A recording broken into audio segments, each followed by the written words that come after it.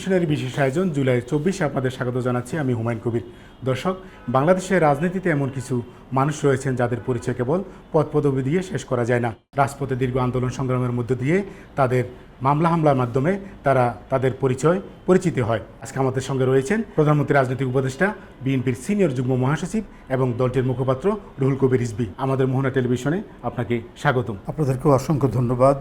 আপনাদের মাধ্যমে মোহনা টেলিভিশনের সকল দর্শককে আমি জানাচ্ছি আন্তরিক প্রীতি এবং শুভেচ্ছা। স্যার, শুরুতে জানতে চাই আসলে শৈশবের রুহুল কবির রিজভী কেমন ছিলেন? রাজনীতি আসার পেছনে কার অনুপ্রেরণাটা বেশি ছিল স্যার, যদি একটু বলতেন। এটা তো অনেক লম্বা কাহিনী।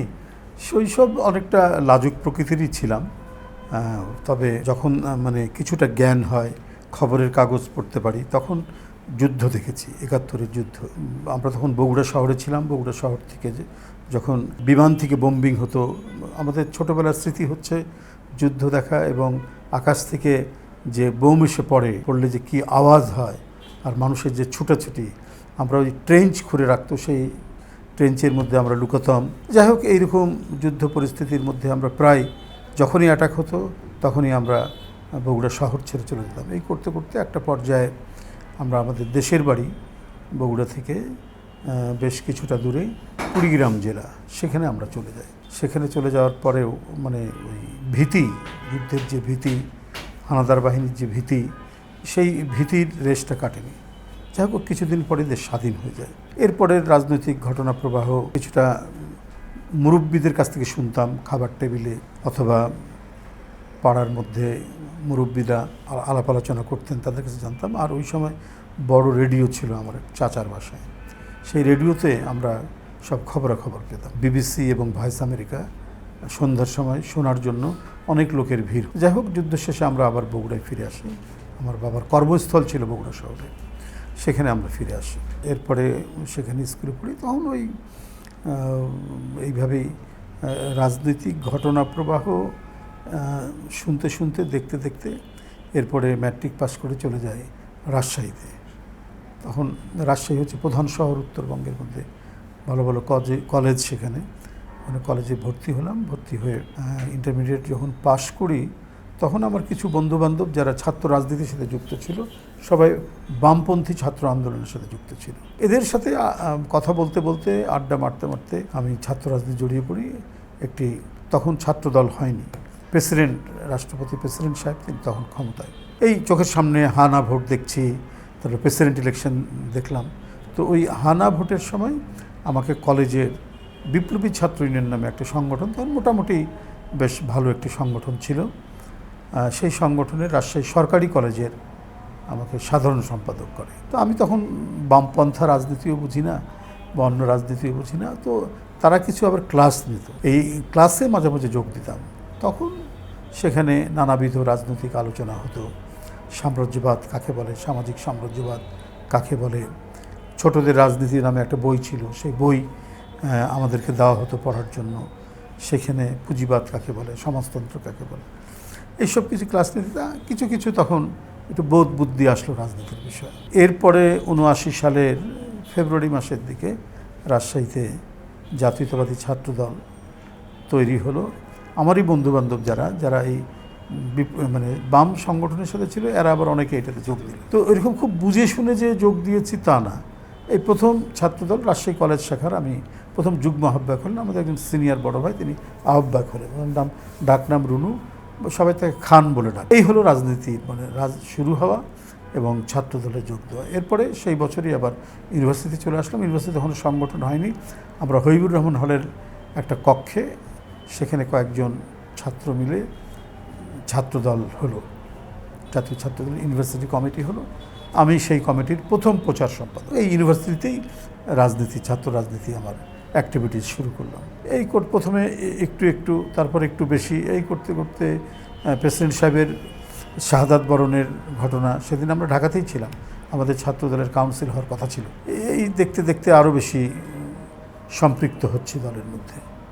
এরপরে এরশাদের মার্শাল ল আসলো, জাস্টিস সাত্তারের নির্বাচন হয়ে গেল, তারপরে মার্শাল ল আসলো 24শে মার্চ 1982 সালের। আমাদের ঢাকা বিশ্ববিদ্যালয়ের ছাত্রনেতা ছিলেন Golam Sarwar Milon president, Abul Kashem Chowdhury secretary, Jalal Ahmed organise secretary, তো ইনাদের কাছে এসে বিশেষ করে কাশেম ভাইয়ের হলে আমরা উঠতাম বেশি, SM হল সেটা।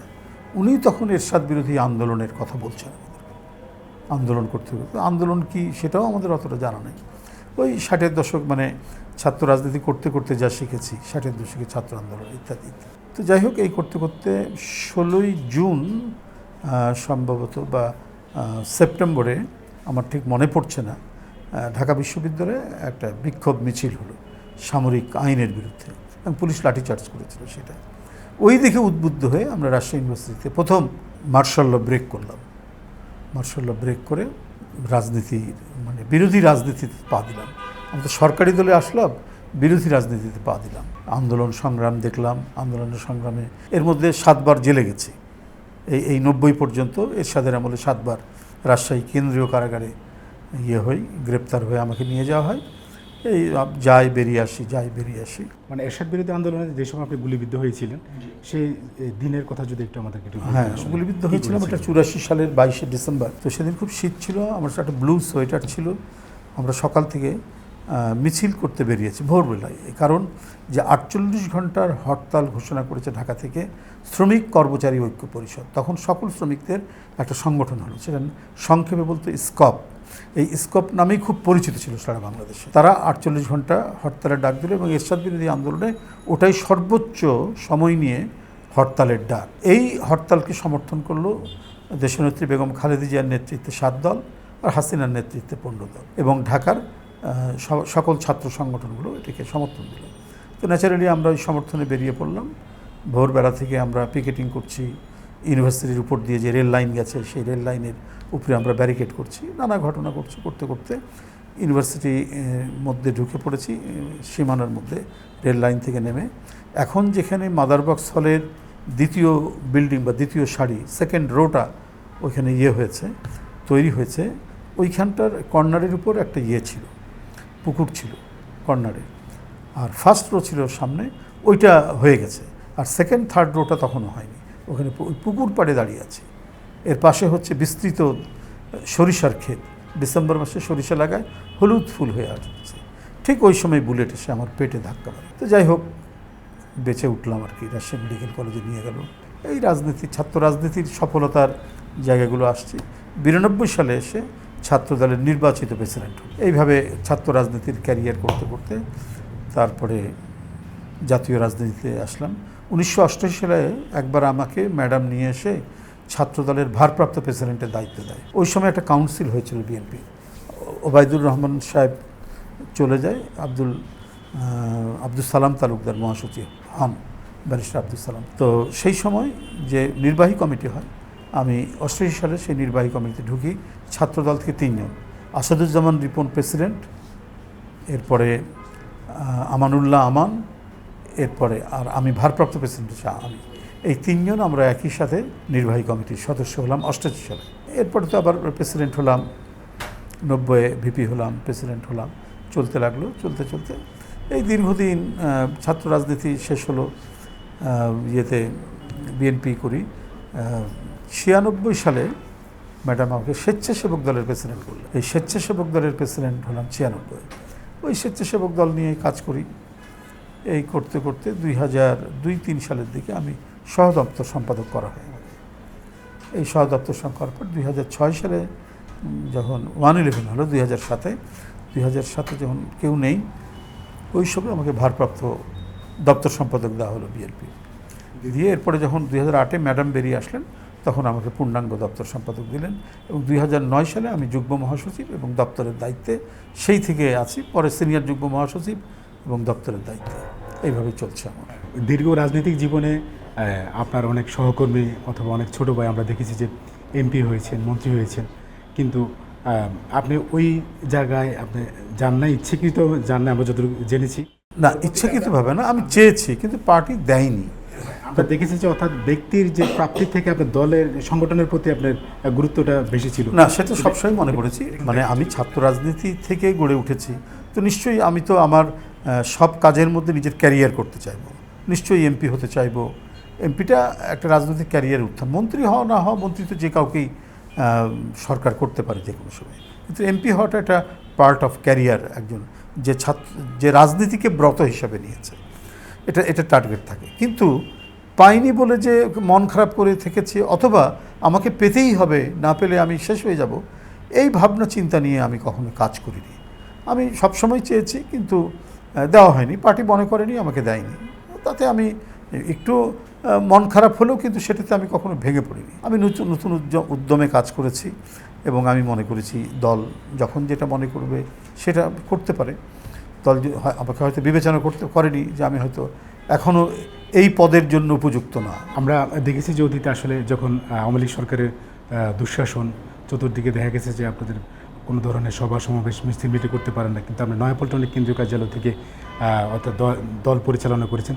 সেই সময় আসলে আপনার এই যে কষ্ট, এটা ব্যক্তি জীবনে না, এটা আমি কষ্ট মনে করি না, অনেকটা আমি part of pleasure, part of মানে এটা আনন্দর মতেই আমি নিয়েছি। যে আমার কাছে সবসময় আন্দোলন করতেই ভালো লেগেছে, কারণ আমি ছাত্র রাজনীতির মানে একটা বড় সময় ধরে আন্দোলনে যুক্ত ছিলাম। এমনকি 96 থেকে 2001 পর্যন্ত শেখ হাসিনা যে ক্ষমতা ছিল, তখনও কিন্তু আমি গ্রেপ্তার হয়েছি প্রেস ক্লাব থেকে আমার জীবনে 2বার গ্রেপ্তার। একবার 97 সালে, আরেকবার হলাম লাস্ট, যেটা এই জুলাইয়ের যে আন্দোলন চলছিল সেই সময়। তো সেইটা আমি হয়েছি। তো ওই আন্দোলন মানে একটা আন্দোলনে থাকলে যেটা মনে হয় কি, যে আমি একটা অধিকারের জন্য লড়াই করছি, এবং আমার লড়াইটা হচ্ছে ইতিবাচক। আমি একটা অন্যায়ের বিরুদ্ধে লড়াই করছি, আমার কাজটা ইতিবাচক। কারণ আন্দোলনরত অবস্থায় যখন আমি কাজ করি, মানুষ যখন আমাকে একজন বিরোধী রাজনৈতিক বা একজন সংগ্রামী কর্মী হিসেবে মনে করে, তখন একটা জনগণের একটা সহানুভূতি আমার প্রতি দেখি, মানুষের সহানুভূতি, যারা আমাকে চেনে জানে, খুব সহানুভূতির সাথে দেখে। মানে আর যখন ক্ষমতায় থাকি, ক্ষমতায় আসে, তখন কত লোক আসে কত কাজের জন্য, সবাই তো পারা যায় না, অনেকে মন খারাপ করে চলে যায়, আমরাও করতে পারি না। হয়তো এক মন্ত্রীর কাছে আজকে একটা তদবির করলাম, তারপরের দিন আবার 5টা তদবির আসলো, উনিও তো বিরক্ত হয়। তো ফলে এক ধরনের মানসিক অশান্তি তৈরি হয়। এই তদবির করা, এই করা, কে কোন পদে যাবে, কে মন খারাপ করলো, কার মন ভালো হলো, কে পেলো, এই সব কিছু মিলিয়ে যখন এটা দেখি, তখন একটা বেদনা বোধ করি আর কি। যে পাচ্ছে না সে খুব মুখ মলিন করে দাঁড়িয়ে আছে। তো এই সব কিছু মিলিয়ে কেন জানি ইয়েটা সরকারি দলের যে আমাদের দেশীয় যে কালচারটা, সে কালচারে কেন জানি আমি খুব সবসময় খুব এটা খাপ খাওয়াতে পারি না।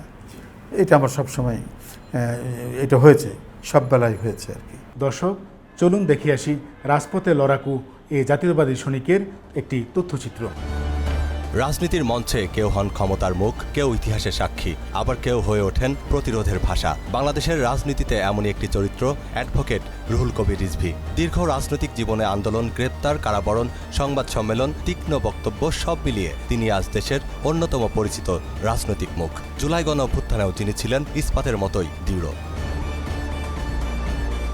ইতিহাস কখনো কখনো নীরব মানুষদেরও উচ্চারণ করে, তেমনই এক নাম রুহুল কবির রিজভী। রাজশাহী অঞ্চলে জন্ম নেয়া রিজভীর বেড়ে ওঠা সাধারণ এক মধ্যবিত্ত পরিবারে। শিক্ষা জীবনে রাজনীতির প্রতি আকর্ষণ তার। আইন বিষয়ে উচ্চশিক্ষা শেষে পেশাগত পরিচয়ে তিনি একজন আইনজীবী হলেও দ্রুতই রাজনীতি হয়ে ওঠে তার জীবনের প্রধান পরিচয়। ছাত্রজীবন থেকেই তার শুরু হয় রাজনৈতিক পথচলা। ক্রমেই বিএনপির সাংগঠনিক কর্মকাণ্ডে সক্রিয় হয়ে ওঠেন তিনি। মাঠের রাজনীতি, দলীয় কর্মসূচি এবং সংগঠন পরিচালনায় দৃশ্যমান ভূমিকার মাধ্যমে দলের শীর্ষ নেতৃত্বের আস্থা অর্জন করেন। পরবর্তীতে বাংলাদেশ জাতীয়তাবাদী দলের সিনিয়র যুগ্ম মহাসচিব এবং মুখপাত্র হিসেবে তার পরিচিতি দেশজুড়ে বিস্তৃত হয়। 1984 সালের 22 ডিসেম্বর বাংলাদেশের ইতিহাসে একটি গুরুত্বপূর্ণ দিন। এরশাদ বিরোধী গণ আন্দোলনে সক্রিয় অংশগ্রহণের সময় অ্যাডভোকেট রিজভী গুলিবিদ্ধ হন। তখন প্রচার হয়েছিল তার মৃত্যুর খবরও। সরকারের নীতি, নির্বাচন, অর্থনীতি, মানবাধিকার কিংবা আন্তর্জাতিক সম্পর্ক, প্রায় প্রতিটি জাতীয় ইস্যুতেই বিএনপির অবস্থান তুলে ধরার দায়িত্ব দীর্ঘদিন ধরেই তারই কাঁধে। সমর্থকদের কাছে তিনি দলের আপোষহীন মুখপাত্র, সমালোচকদের কাছে তিনি তীক্ষ্ণ ভাষার একজন রাজনৈতিক বক্তা। তবে উভয় পক্ষই স্বীকার করেন, বাংলাদেশের রাজনৈতিক যোগাযোগের সবচেয়ে পরিচিত কণ্ঠ তিনি। বাংলাদেশের উত্তাল রাজনৈতিক বাস্তবতার সঙ্গে জড়িয়ে আছে রুহুল কবির রিজভীর নাম। বিভিন্ন সময়ে রাজনৈতিক কর্মসূচিকে কেন্দ্র করে গ্রেপ্তার, মামলা এবং কারাবরণের অভিজ্ঞতা তার রাজনৈতিক জীবনের অংশ হয়ে উঠেছে। একদিকে দলীয় আন্দোলনের নেতৃত্ব, অন্যদিকে আইনি লড়াই, এই দুই সমান্তরাল বাস্তবতার মধ্য দিয়েই এগিয়েছে তার রাজনৈতিক যাত্রা। বর্তমান সময়েও বিএনপির অন্যতম গুরুত্বপূর্ণ সাংগঠনিক নেতা হিসেবে সক্রিয় রুহুল কবির রিজভী। রাজনৈতিক কর্মসূচি ঘোষণা, সংবাদ ব্রিফিং, দলীয় অবস্থান ব্যাখ্যা এবং মাঠ পর্যায়ের আন্দোলন সমন্বয়ে তার ভূমিকা এখনও সেই আগের মতোই অবিচল। বাংলাদেশের রাজনৈতিক অঙ্গনে ক্ষমতার পালাবদল, আন্দোলন কিংবা নির্বাচন যে কোনো গুরুত্বপূর্ণ মুহূর্তেই সংবাদ শিরোনামে উঠে আসে এই নামটি। বাংলাদেশের রাজনীতিতে অনেক নেতা সময়ের দোলাচলে হারিয়ে গেছেন, আবার কেউ কেউ হয়ে উঠেছেন রাজনৈতিক ইতিহাসের ধারাবাহিক অপরিহার্য চরিত্র। অ্যাডভোকেট রুহুল কবির রিজভী সেই চরিত্রেরই একজন, যার দীর্ঘ রাজনৈতিক পথচলা, সংগ্রাম সবকিছুর সমন্বয়ে গড়ে তুলেছে একটি স্বতন্ত্র রাজনৈতিক পরিচয়। 2024 সালের জুলাই গণঅভ্যুত্থানে বিএনপির সিনিয়র যুগ্ম মহাসচিব রুহুল কবির রিজভী দলীয় নেতাকর্মীদের সমন্বয় করেছেন। রাজপথের ধারাবাহিক আন্দোলনের পাশাপাশি গণতন্ত্র পুনরুদ্ধারে গুরুত্বপূর্ণ রাজনৈতিক ভূমিকা পালন করেছেন তিনি আন্দোলন চলাকালীন এবং পরবর্তী জাতীয় ঐক্যের কথা বারবারই বলেছেন। এটি তার রাজনৈতিক দূরদর্শিতার অন্যতম প্রকাশ। বাক স্বাধীনতার অধিকার প্রতিষ্ঠায় মাঠের লড়াইকে উদ্দীপ্ত করা এই মানুষটি হয়েছিলেন কারান্তরীণ। রাজনীতি কেবল ক্ষমতার গল্প নয়, এটি বিশ্বাস, মতাদর্শ, সংগ্রাম এবং সময়েরও গল্প। সেই গল্পের এক গুরুত্বপূর্ণ অধ্যায়ে উচ্চারিত হয় অ্যাডভোকেট রুহুল কবির রিজভীর নাম। কখনো রাজপথে, কখনো আদালতে, কখনো সংবাদ সম্মেলনের মঞ্চে। বিএনপির সাংগঠনিক ইতিহাসের এক নিঃসঙ্গ শেরপা। দর্শক, আমরা বলবো সেই দিনের কথাগুলো, যে সময় বিএনপি সবচেয়ে কঠিন চাপে ছিল এবং কি বাস্তবতা ছিল অনেক কঠিন। সেই সময় যে বিএনপি নয়াপল্টন থেকে দল পরিচালনা করেছিলেন, বিভিন্ন আন্দোলন সংগ্রামের নেতৃত্ব দিয়েছিলেন, সেই কঠিন দিনের কথাগুলো আমরা শুনবো রুহুল কবির রিজভীর কাছ থেকে। আপনি বিএনপির কঠিন পরিস্থিতির সময় নয়াপল্টনের কেন্দ্রীয় কার্যালয়ে অবস্থান নিয়েছিলেন। দেখা গেছে অনেকেও বড় স্থায়ী কমিটির সদস্য অনেক নেতা ছিলেন, কিন্তু দুঃসময় কিন্তু অনেকে কিন্তু এই কার্যালয়ে আসতে ভয় পেতেন। আপনি কিন্তু এই কার্যালয় থেকে আপনি দল পরিচালনা করেছেন, বিভিন্ন জায়গায় আন্দোলন সংগ্রাম করেছেন, ছোটোখাটো মিছিল করেছেন, যেটা আমরা দেখেছি। আর ওই সময়কে যখন এখানে অবস্থান করছিলেন, তখন মানে সবচেয়ে কঠিন সময় যদি কোনটা ছিল, কোন দিনটি ছিল, যদি একটু বলতেন আমাদেরকে। না, দেখুন, সবাই সবার জায়গা থেকে কাজ করেছে। আমার দায়িত্ব, আমি তো দপ্তরের দায়িত্বে, কারণ দপ্তরে আমি যদি ধরে রাখতে পারি, কথা বলতে পারি, সারা দেশ যোগাযোগ করতে পারছে এবং সারা দেশের মানুষ আবার আমার সাথে যোগাযোগ করছে যে দলের সর্বশেষ সিদ্ধান্ত কী। আমাকে এটা করতে হবে। আর এটা যদি কেউ না থাকে, না আসে, তখন সরকার আবার মানে ওই স্বৈরাচারী সরকার তারা পেয়ে বসে, কারণ তারা চায় যে দলীয় কার্যালয়টা শূন্য থাক, নেতাকর্মী যাতে না আসে, কারণ এখান থেকে অনেক কিছু পরিচালিত হতে হয়। আমরা নির্দেশনা দেই, সবাই যাতে রাস্তায় বের হয়, প্রতিবাদ করে। এই কথাগুলো তো একটা অফিস থেকেই তো হলে পরে, কাজ করলে পরে সেটা হয়। আরও নানা ধরনের আমাদের সার্কুলার থাকে, চিঠি থাকে জেলাগুলোকে দেওয়ার। এই কাজগুলো সেই সময় করতে হয় আমাদেরকে। তো এই কাজগুলো করার জন্য তো দপ্তর একটা খুব জরুরি একটা বিষয়। তো যার কারণে অনেক সময় অনেক ঝুঁকি নিয়েও প্রাচীর টপকেও, পাঁচতলায় উঠে প্রাচীর টপকেও অফিসে ঢুকতে হয়েছে, নানাভাবে ঢুকতে হয়েছে। তো এই বিষয়গুলো তো হয়েছেই। তো এই কারণে দায়িত্ব পালন করছে। আবার যারা ধরুন সিনিয়র নেতা, জ্যেষ্ঠ নেতা, তারা তাদের জায়গা থেকে সে দায়িত্ব পালন করেছেন। আপনার নজরুল ইসলাম খান, স্ট্যান্ডিং কমিটির মেম্বার, উনি তো গুলি খেয়েছেন। ওই যে শর্টগানের যে গুলি ওনার পিঠে, মাথায় এখনও দুই একটা আছে। তারপরে মির্জা আব্বাস বলুন, বাবু ঈশ্বরচন্দ্র রায়, আমির খসরু মাহমুদ চৌধুরী, এরা তো প্রায় সময়ই জেলে যাচ্ছেন, এসেছেন। ওই সময় জেলে গেছেন, এসছেন, মামলা দেওয়া হচ্ছে, মামলা ফেস করছেন। আমাদের আরেক স্ট্যান্ডিং কমিটির মেম্বার কি বলে যে সালাউদ্দিন সাহেব, এখন যে স্বরাষ্ট্রমন্ত্রী, তাকে তো গুম করে ইন্ডিয়াতে ফেলে রেখে আসলো। কত ভয়াবহ ব্যাপার। তো আমি মনে করি না যে কেউ দায়িত্ব অবহেলা করেছে, কেউ দায়িত্ব অবহেলা করেনি। যার যে জায়গা এবং যার যে পরিধি, ওই পরিধির মধ্যে তারা কাজ করেছে। তবে সবচাইতে বড় মূল্যায়ন হচ্ছে মাঠের যারা নেতাকর্মী, যাদের প্রতি মুহূর্তে গুম হয়ে যাওয়ার সম্ভাবনা ছিল, প্রতি মুহূর্তে যাদের ক্রস ফায়ারের সম্ভাবনা ছিল, তাদের অবদানটা সবচাইতে বড় বেশি। আর সামগ্রিকভাবে একটা আন্দোলন গড়ে ওঠার পিছনে তো একটা শক্তি লাগে, একটা প্রেরণা লাগে, একটা নেতৃত্ব লাগে। সেটা অসাধারণভাবে দিয়েছেন দেশনেত্রী বেগম খালেদা জিয়া এবং তারেক রহমান। যেদিন থেকে তিনি দায়িত্ব নিয়েছেন, বিশেষ করে তারেক রহমান বর্তমান প্রধানমন্ত্রী, সেদিন থেকে দিন রাত আমি দেখেছি। ভোর 6টাও কখনো টেলিফোন আসতো, রাত 12টার সময়ও কখনো টেলিফোন আসতো, রাত 1:30 2টার সময় টেলিফোন আসতো। আমরা মাঝে মাঝে বলতাম যে উনি ঘুমান কখন। অর্থাৎ এই যে কমিউনিকেশনটা করা, উনি যেটা করেছেন একেবারে তৃণমূল থেকে জাতীয় পর্যায় পর্যন্ত, আমরা সবসময় টেলিফোন খোলা রাখতে হতো, অনেক সময় বিনিদ্র রাত আমাদের জাগতে হতো যদি চেয়ারম্যান সাহেবের টেলিফোন আসে। এটার মধ্যে দিয়ে এই যে সারা দেশে নেতাকর্মীদেরকে সজাগ রাখা, সতর্ক রাখা, ঐক্যবদ্ধ রাখা, এবং এই ঐক্যবদ্ধ রাখতে গিয়ে যে সামাজিক প্ল্যাটফর্মটা তৈরি হয়েছিল আন্দোলনের প্রস্তুতি, কারণ বিএনপি তো একটা হচ্ছে খুব সামাজিক ভিত্তিওয়ালা একটা দল, তাই না? বারবার ক্ষমতায় গেছে, বারবার আন্দোলনের নেতৃত্ব দিয়েছে, তার একেবারে পর্যায়ে তৃণমূল পর্যায়ে দারুণ ভিত্তি আছে। এই দারুণ ভিত্তিটা থাকার কারণেই জুলাই আন্দোলনটা একটা মানে একটা তীক্ষ্ণ রূপ নিয়েছে, একটা ব্যাপকতা লাভ করতে পেরেছে। কারণ এই যে ছেলেমেয়েরা কোন বেশিরভাগই তো হচ্ছে আমাদের পরিবারগুলো, জাতীয়তাবাদী পরিবারগুলো, যারা বিএনপিকে সমর্থন, বিএনপি করেন তো তা না, বিএনপির তো প্রচুর সমর্থক গোষ্ঠী আছে, তাদের কাছে আশ্রয় পেয়েছেন, তারা নেমে এসেছে তার সন্তানদের সাথে পানির বোতল নিয়ে নিয়ে সন্তানদেরকে রক্ষা করার জন্য। এই যে যে যে মানে একটা বিপুল তরঙ্গ যেটা তৈরি হলো জুলাই বিপ্লবে, সেটা তো হলো যে এর পটভূমি, এর সামাজিক ভিত্তি এবং সক্রিয় অংশগ্রহণ এবং নেতৃত্ব, সবগুলোতেই বিএনপি মানে অগ্রণী ভূমিকা পালন করেছে। এবং পালন করেছে বলেই এই যে একটা যে পক্ষপুট যেটা তৈরি হয়েছে, সেটার একটা বড় ধরনের আশ্রয়স্থল ছিল বিএনপির সামাজিক ভিত্তি, বিএনপির সমর্থন এবং বিএনপির কি বলে যে এটাকে চর্চা করে ধরে রাখা। নাহলে আমরা তো অনেকেই 19শে আগস্ট আমি তো প্রায় 10-11 তারিখ থেকে 11 তারিখে আমার মানে রুমটা রেড হলো, অফিস রেড করে একটা নাটক করে আমার রুম থেকে কিছু অস্ত্রশস্ত্র বের করার একটা নাটক করলো আর কি।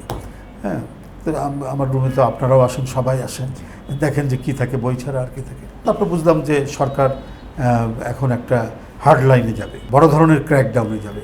তখন আমি অফিস থেকে গিয়ে আমরা যতক্ষণ অ্যারেস্ট না হচ্ছে ততক্ষণ তো আমাকে কাজ করতে হবে, বাইরে থাকলে তো আমি সবার সাথে যোগাযোগ করতে পারবো, চেয়ারম্যান সাহেব আমার সাথে যোগাযোগ করতে পারবে। তো এই প্রত্যয় নিয়ে আমি তখন বিভিন্নভাবে বিভিন্ন জায়গায় আমি ওই আশ্রয়ে থাকতে লাগলাম আর কি, শেল্টারে থাকতে লাগলাম আন্ডারগ্রাউন্ডভাবে। ওখান থেকে যোগাযোগ করি এবং আপনাদের সাথে ভার্চুয়ালি পার্টির যে সিদ্ধান্ত, পার্টির যে বক্তব্য, সেটা ভার্চুয়ালি দিতে লাগলাম এবং একটা ব্যাপকভাবে আপনারা প্রচার করেছেন। যাক, আমাকে হন্যে খুঁজছে, কোনো বাসায় এক রাত্রি থেকেছি, ভোরবেলায় চলে গেছি, যাওয়ার আধা ঘন্টার মধ্যে পুলিশ, নারায়ণগঞ্জ, গাজীপুর, বিভিন্ন জায়গায় যেখানে গেছি সেখানেই আর কি। বিএনপি তখন মানে প্রথম কর্মসূচি দিল যে আমরা প্রেস ক্লাবে একটা সমাবেশ করব এবং চেয়ারম্যান সাহেব আমাকে জানালেন যে আপনি উত্তর দক্ষিণের কনভেনারদের সাথে যোগাযোগ করেন, কনভেনার সদস্য সচিব, তারা যেন লোকজন অর্গানাইজ করে আসে। ওই দিন রাত্রেই সন্ধ্যা থেকে ওই যে টোটাল শাটডাউন করে দিল, অনলাইন, হোয়াটসঅ্যাপ, আর কথা বলা যায় না। তো যাই হোক, একটা বাটন টেলিফোন জোগাড় করে আমি কোনোভাবে পেলাম আমিনুলকে আর মজনুকে, বললাম যে কালকের জন্য প্রস্তুতি নাও। এর আগে আমি প্রেস কনফারেন্স করে আমাদের কর্মসূচি আমি ঘোষণা করেছি। এই ঘোষণা করে তারপর সকালে প্রেস করবো। এর মধ্যে আরও ঘটনা আছে। আমি ফাইয়াজকে দেখার জন্য সিটি হাসপাতালে গেছি, ওইখানে একটা মহল্লার মধ্যে আটকে পড়লাম, সারা রাত আটকে থাকলাম ওইখান থেকে। ভোরবেলা একটা মোটরসাইকেল জোগাড় করে একজনকে জোগাড় করে ওখান থেকে পালালাম। ধানমন্ডির একটা গোপন একটা বাসায় গিয়ে গোসল টোসল করে তারপরে আমি মনে করলাম যে একটু আগে যায়, আমি প্রেস ক্লাবে অবস্থান নিলে সবাই জানবে যে আমি আছি, তখন আসার একটা ফ্লো তৈরি হবে, এগুলো জোগাড় করছি। যাই হোক, অনেক কষ্ট করে আওয়ামী লীগের মিছিল, রামদা টামদা, পিস্তল টিস্তল নিয়ে মিছিল করছে। এর মধ্যে দিয়ে আমি প্রেস ক্লাব দিকে আসছি। আমি আসার পথে আমি এই আমাদের রাশেদকে টেলিফোন করলাম যে তুমি আসো, যে আমরা ঢুকে যদি চাটা খাই, একজন সাংবাদিক থাকলে আমাদের জন্য সুবিধা হয়, ও একটা ম্যানেজ করবে, ইয়ে করবে। তো ওকে আমি রিং দিলাম, ওদের সাথে ডিআরওতে ছিল। যাই হোক, সবাই চলে এসছে। আমি ঢুকলাম, ঢোকার পর ভিতরে ঢুকি কেন যে মনে হলো এখানে গোয়েন্দা সংস্থার আনাগোনা বেশি। যাক, আমাদের সিনিয়র সাংবাদিক ওই প্রেস ক্লাবের ভিতরে নিয়ে গেল, যেখানে চাটা সবাই খায় আর কি, বাগানের মধ্যে, গার্ডেন। ওই বারান্দায় বসলাম, চা খাচ্ছি, আমার সময় 50-60 জন পুলিশ এসে একেবারে 2 হাত ধরে নিয়ে তুলে দিল ভ্যানে। এই হচ্ছে আমার 19শে জুলাইয়ের পর্যন্ত আমার ঘটনা কাহিনী। আর এরপরে তো সব রিমান্ডের মধ্যেই আছি, দিনের পর দিন রিমান্ডে।